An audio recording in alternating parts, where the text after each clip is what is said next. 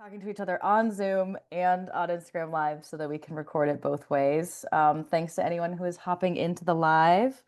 Wonderful to have you, and wonderful to Yes. have you, Marie. Thank you so much for joining me today. Thank you so much, Laura, for inviting me. I'm super excited about this conversation, and I've been a really big fan of your page. Oh, thank you so much. So, I want to kind of introduce you as one of the foremost experts in compersion. Would you like to speak just a little bit more to your research and your realm of expertise? Thank you so much. Yeah. I mean, the good and the bad thing is that it doesn't take too much to be a foremost compersion expert in the world because it is a very under-researched topic. Mm, And that is a big reason why I decided to, study this for my PhD and then write a book about it because it felt like such an important topic for hmm. the non-monogamous community, obviously, but also, like society as a whole, that I just felt like there needs to be more research on this. There needs to be just like a wider knowledge about what that is and what it Yeah. means and how do we cultivate it. So I started my PhD in 2014. I did a qualitative study on compersion in non-monogamous individuals. Mm, And after I published my dissertation, I wanted to spread the word a little wider. So that's where I decided to write this book. What is compersion? Understanding positive empathy in consensually non-monogamous relationships. And mm, that was a little bit more of a popularized and enriched version of my dissertation with more interviews, more discussion of, like really like what does compersion mean in people's lives? Like what blocks compersion? What promotes mm. compersion? What are the varieties of experiences where it shows Uh-huh. up? And, like how does it show up with, people from different backgrounds, identities, cultural backgrounds, and so on? Fabulous. I'd love to actually start there and ask you for your, like, how you define compersion and even breaking that out into, like, what are the misconceptions and what are the different Mm. kinds of compersion too? Yeah, totally.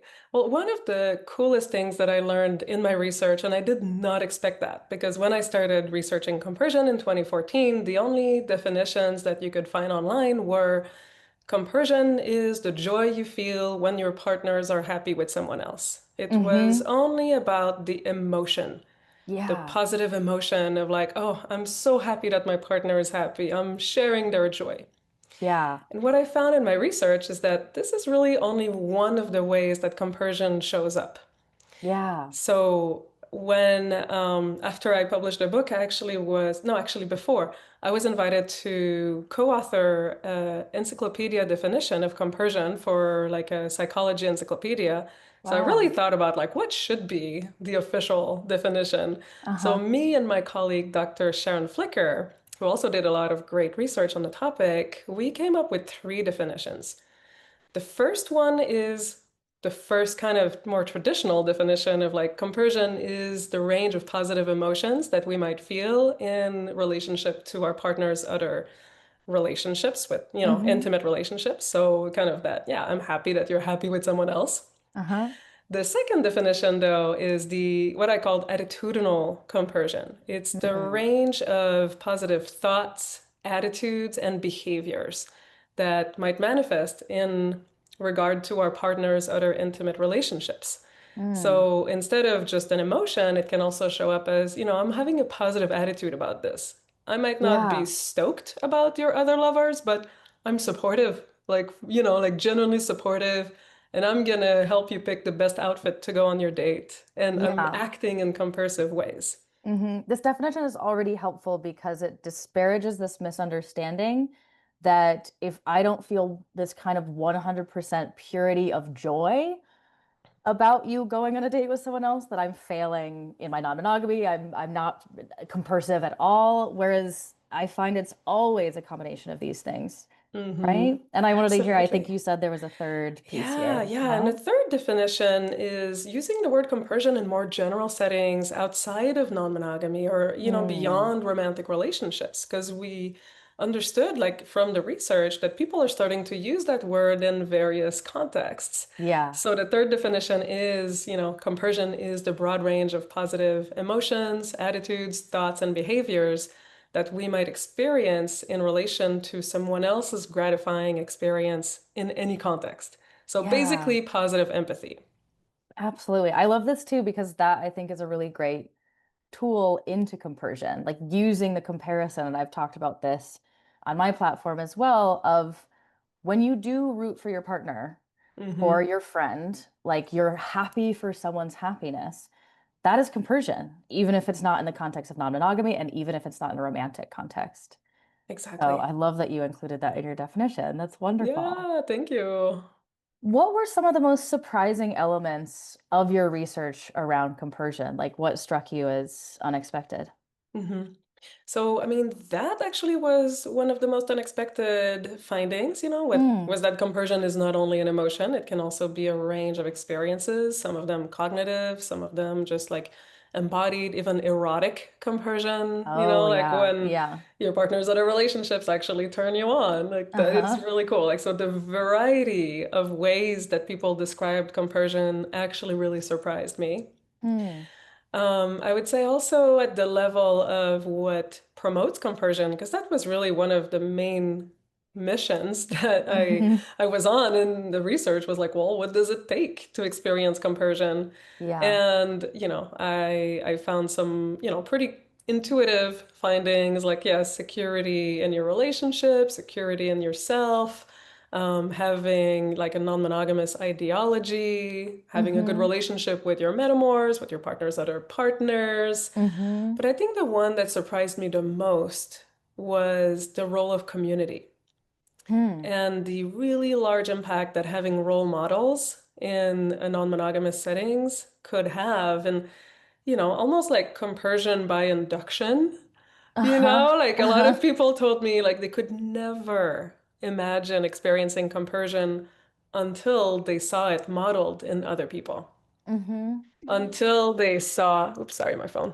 Until they saw other people experiencing compersion, and they were like, well, I mean, if somebody else can experience it and feel like it's okay and even good that their partner is making out with someone else right there, maybe now I can start imagining it for myself and I can start experiencing it too. So that's always one of the things I recommend to my coaching clients Yeah. is, surround yourself with community because, Yeah, build community, which is yeah. easier said than done, right? I have Mm-hmm. many clients who are actively trying to do that and trying to find the right like friends and community and not just focusing on dating in the non-monogamous space, right? But like Totally. friend Yeah. dating too. Speaking of Exactly. blurring the lines between Yes, being yes, romantic yes, and yes. platonic.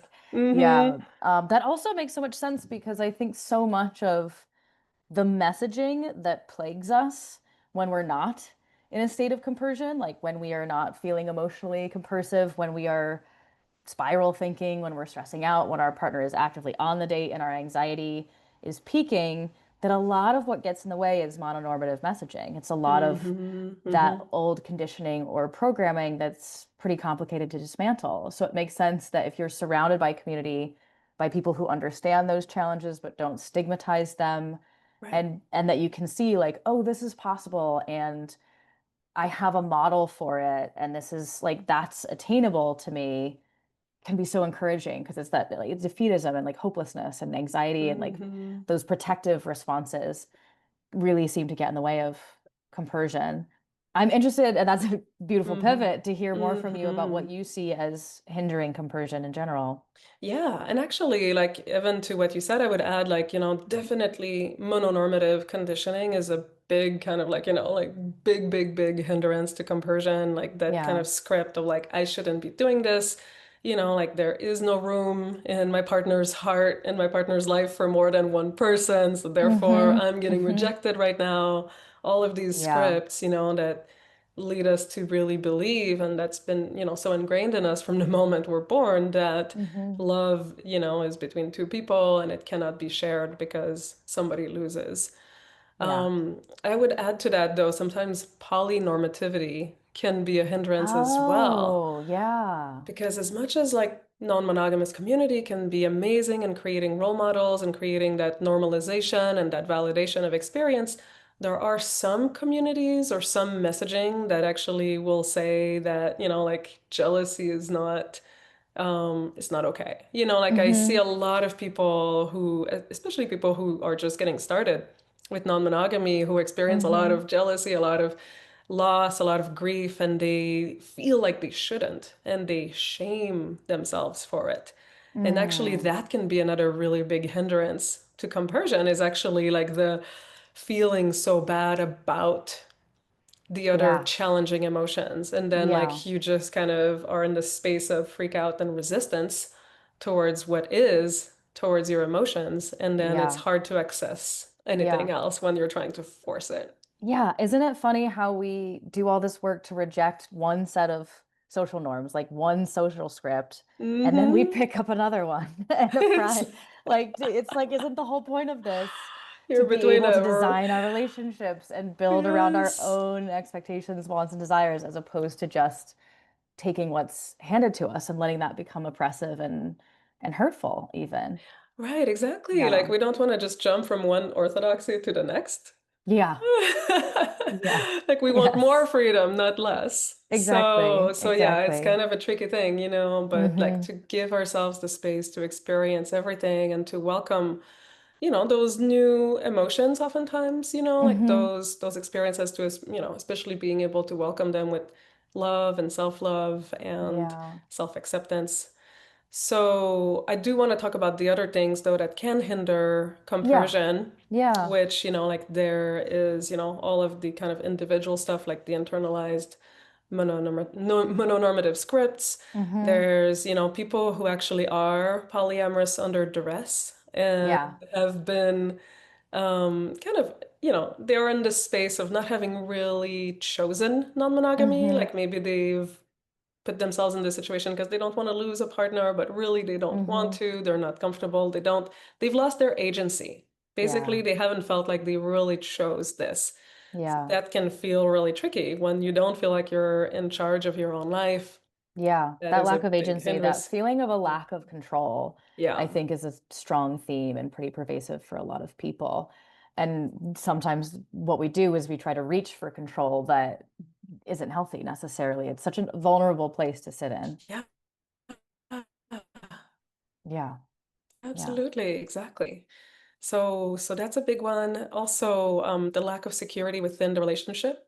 Like people often Mm. talk about like if I feel like my plate is not full of, you Hmm. know, love and attention and time and affection and all these things that I want from my partner, if I Hmm. feel already deprived from those things, and then Yeah. my partner goes and like, you know, shares their time and affection and Hmm. resources with someone else, it can feel like, well, wait, I'm still hungry. Like, why are you taking things from my plate and giving them to this other person? Yeah. Yeah. So And yeah, that's the where the lack. scarcity mindset comes Hmm. in too. But Hmm. also where a lot of us, I think, like to think of those feelings, those moments of jealousy as a teacher, as illuminating.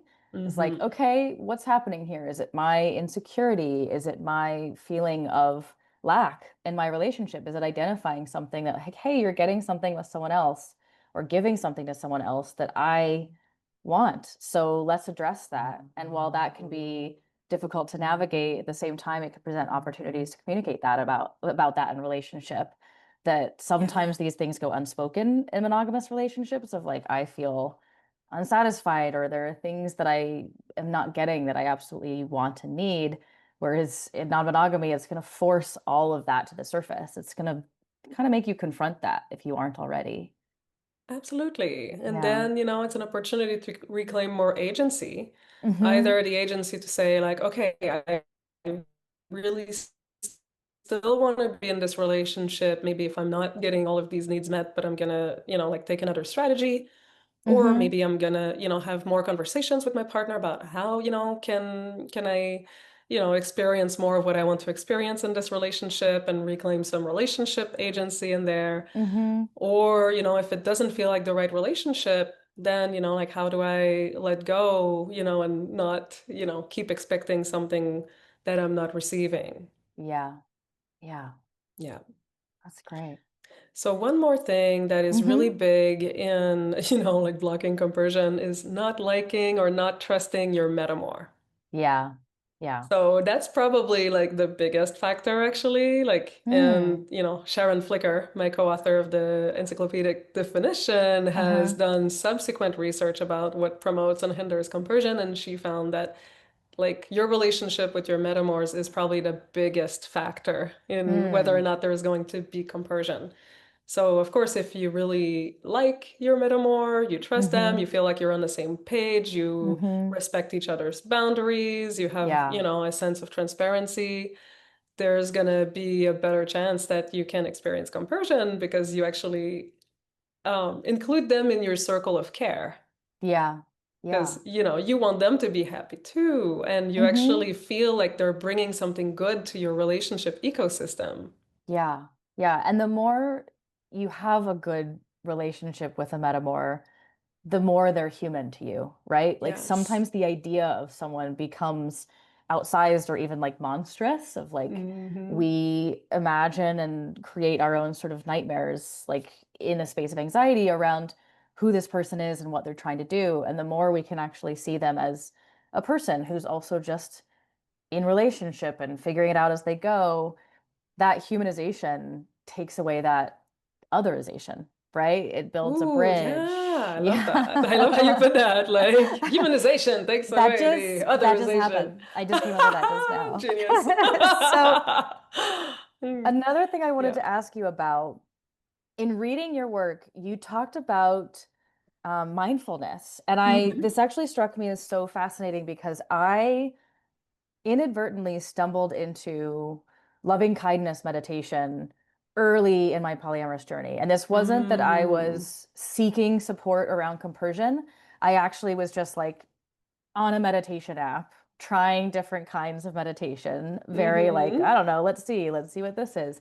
Yeah. And then I realized like I have a little bit more understanding of what loving kindness meditation is, that I'd worked with it a little bit in a deeper way prior. It was like, oh right, I remember this. I love this modality Mm. actually, Yes. and started practicing it again and almost naturally built to a place where I was using it around metamors and around people in my life who Ooh. I had this kind of tension with, or I at Mm. least felt like tension around. Like when I thought of them, I felt a charge, Yeah. right? And so I incorporated that into my meditation and found like when I actively, to put it kind of reductively, like train my brain to think of this person in the positive or to root for their happiness or Mm. to send Yes. them love in a kind of Mm. energetic, spiritual, meditative way. Yeah.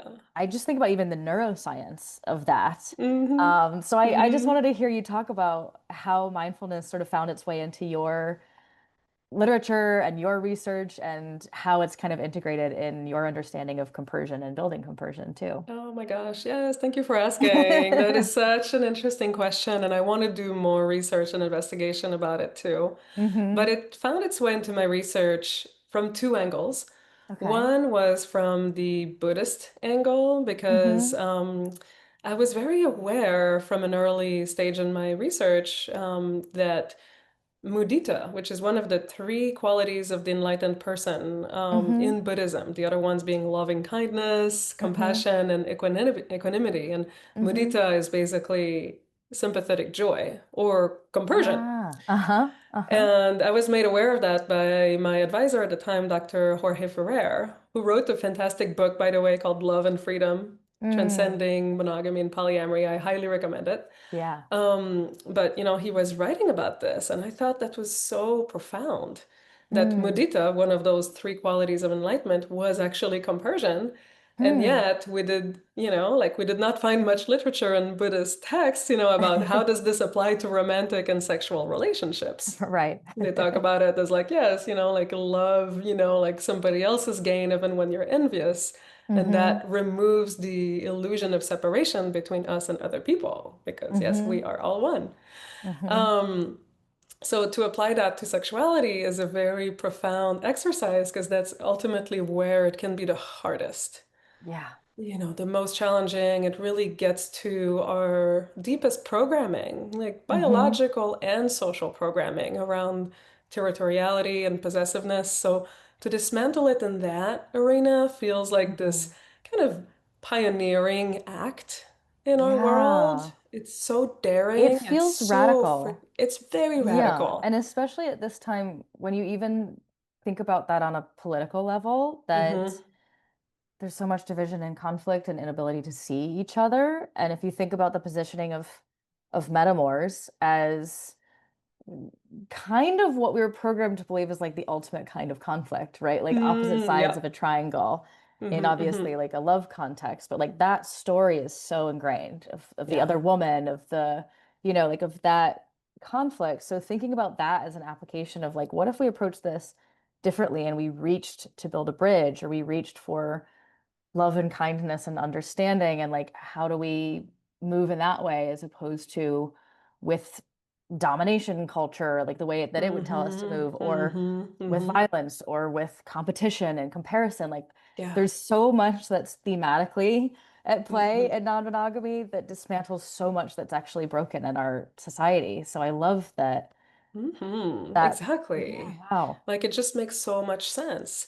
And I also did interview at least one person that I remember clearly, and I quoted in my book, What is Compersion, who Mm-hmm. was a meditator, a very trained, like very Buddhist path kind of person. Yeah. And she was telling me that over her years of polyamory, like the more she meditated, the more she Mm-hmm. experienced compersion, but the kicker is that the more she also experienced the profundity of her jealousy. So she Mm. experienced more of everything, basically, with mindfulness, but Mm. she was able to hold all of her emotions with not a tight fist, but like a more like open hand.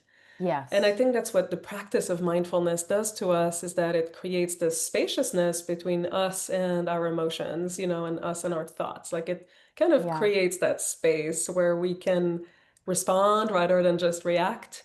Yes. And that Yeah. actually allows for more emotions, more experience, like more Mm-hmm. inner freedom.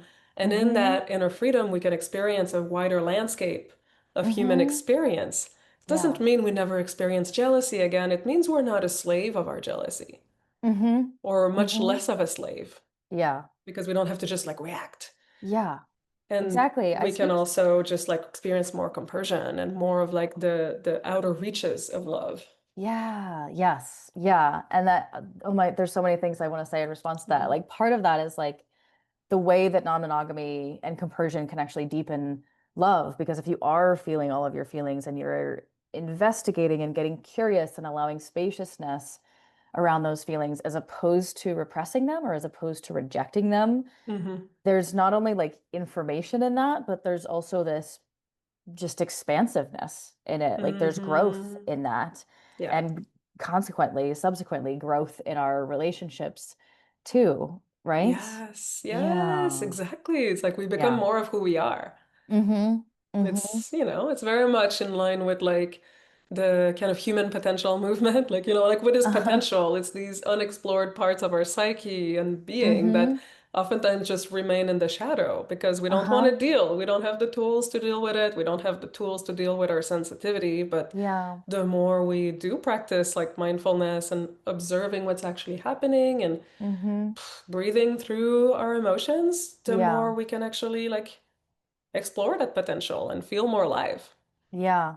I talk about this so often with my clients, and it feels like such a it's so contradictory to what we're told to do with our emotions or the Mm, way that we're raised often, yeah. or what society tells us to do with our emotions. But it's this funny paradox that by resisting your emotions, you're actually like, well, you're not investigating or learning, right? But you're often like strengthening the worst of them, right? You're creating Mm-hmm. this resistance. When you push away those feelings, they push right back and they come back sort of Yeah. stronger and full of like resentment. They come back like a stank on them. And you're like, hold on. Mm-hmm. Whereas Mm-hmm. if you actually embrace them, we think of, and I've talked about this in my platform too, we think of emotional regulation as controlling our emotions when I think when we have a Yeah. sort of misunderstanding, but it's actually about inviting them in and approaching them with curiosity and sitting with them and sitting with that discomfort. And the result is like that is how you process emotions. If they are going to pass, if you're going to move through them, that's the only way you're going to do it. But even if they stick around or these are persistent challenges or things that you're actively in an ongoing way navigating in your life, like you said, you continue to expand. And at the very least, like worst case scenario, you're building your empathy just through the human experience, which means like Yes. building your compersion as well.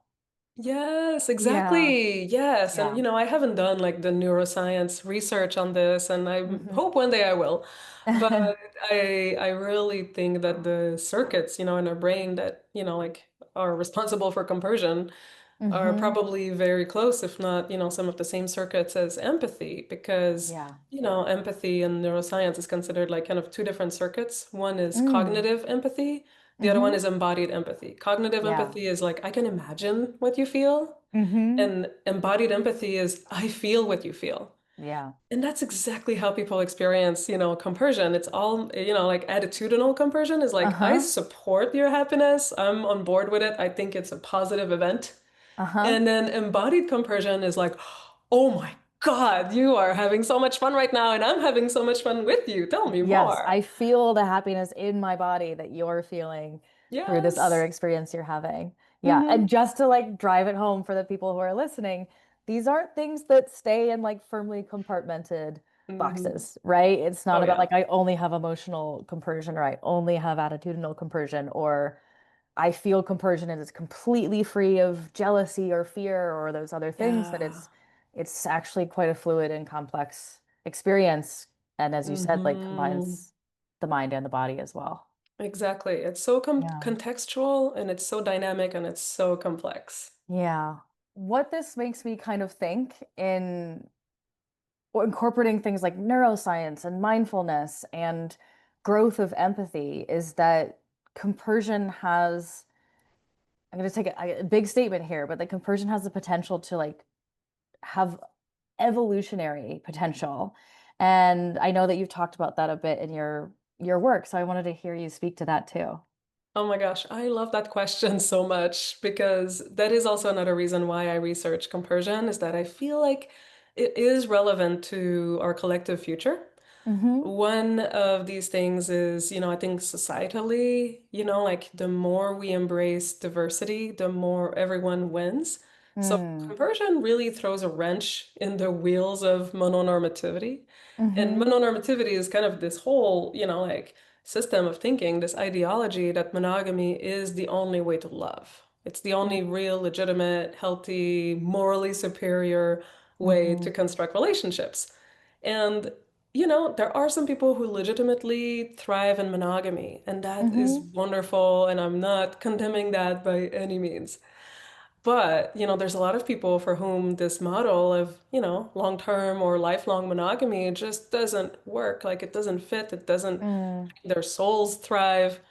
And I think, dismantling that whole kind of ideology requires documenting that people can't just experience pain in non-monogamous relationships. Like oftentimes, like there's this assumption that non-monogamy just creates jealousy and creates emotional pain.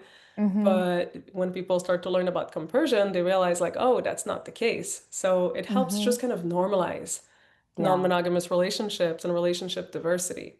So Mm-hmm. when we normalize the diversity, then people can choose any relationship style, including monogamy, from a place of freedom rather than from a place of social coercion or like just falling into the default setting. Yeah, yeah. And what that makes me think about is the huge potential that has. That Hmm. that helps us dismantle domination culture, that helps us build communities in more integrated ways, that helps us all relate better. And Yeah. isn't that positive for us as a species, right? Exactly. And I think, like at that bigger scale, like if we can actually dismantle those kind of habits of domination and power over and seeing other Mm-hmm. people as a rival and a zero-sum ideology of like, resource sharing and also, Mm-hmm. like real like sharing in terms of human love and connection, then we have a chance to create another, type of paradigm, another world where maybe we're not going to always be slaves to that, paradigm Mm-hmm. of domination and, this kind of nightmare that we're living through, through Yeah. territoriality and imperialism and just feeling like we must own everything. Yeah. And Yeah. possess, I mean, Colonization, all of it. Possession is like a yeah. huge theme Hmm. here, isn't it? Exactly. Yeah. Exactly. So Yeah. I just really think that, if our relationships are a microcosm of what's Hmm. possible at a bigger scale, then whatever we can do to just like really find that bigger love, that bigger Yeah, ability to turn towards each other rather than away can be really significant collectively. absolutely. Yeah. Oh, wonderful. We are just at the half hour. Thank you so Oh my much. It gosh. Yeah, that flew went right by by. so fast. Yeah, thank you so much for this conversation, Marie. This was incredibly illuminating for me. I knew a lot about compersion and I still learn things. So, anyone who is watching and wants to keep their research going and keep learning, your book is What is Compersion by Dr. Marie. How do you say your last name? I should know Oh, this. Thouin. Thouin. Okay. I was gonna Yes. guess that, but I didn't want to assume. Thank Thank you so much you. again for your time and energy today, Marie. It's been wonderful to Oh, talk to thank you you. so much. Great to talk to you, Laura.